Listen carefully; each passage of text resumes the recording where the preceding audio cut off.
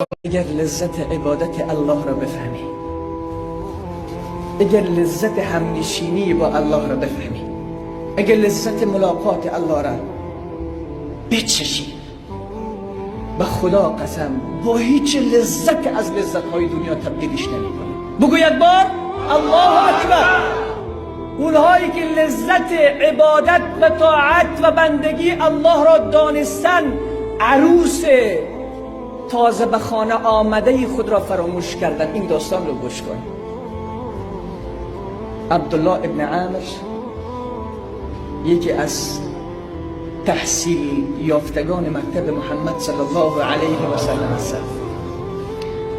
پدرش بعد از جوان شدن این عبدالله که سنش به 15 رسیده یا 16 رسیده، میره از خانواده اصیل دختر در نکاح پسر خود میگیرد.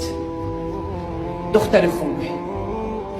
ای جوان خوب گوش کن، جوانان عزیز که ما را لذت‌های زودگذر دنیا، لذت‌های کاذب دنیا از لذت‌های واقعی دور ساخته. این را خوب گوش کنید.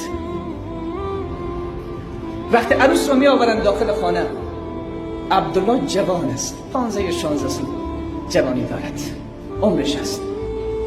وقتی که داخل خانه عروس رو می آورند، بعد از چند روز خسر عروس می آید تا از حال و احوال عروس خود آگاه شود. می آید نزد عروسش، برایش می گوید پسر من عبدالله چگونه مردی است. این عروس می گوید مرد خوبی است، جوان خوبی است، اما تا هنوز در بستر من نیامده. از روزی که من را به خانه آوردیم تا هنوز در کنار من نخوابیده. مرد خوبی است. عامر دوان می رود به محضر حضرت رسول معظم اسلام صلی الله علیه و سلم. شکایت فرزند خود را می برد که یا رسول الله، عروسی آوردم از خانواده اصیل، زیبا، دلپسند، اما پسر من تا هنوز در کنارش نخوابیده، چندین شبانه روز شده. پیامبر میگه عبدالله را فرا بخوانید. سبحان الله. دیوانه کنی آن کس که تو را شناخت، جان را چی کند؟ فرزند و عیال و خانمان را چی کند؟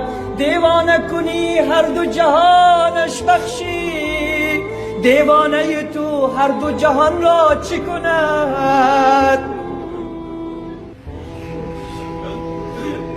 عبدالله لذت چی را پیدا کرده؟ لذت محبت الله را. امروز اگر لذت محبت الله را پیدا بکنند، برای جای خودکشی از الله عمر میخواهند که تا سجده بیشتری برای الله بکنند.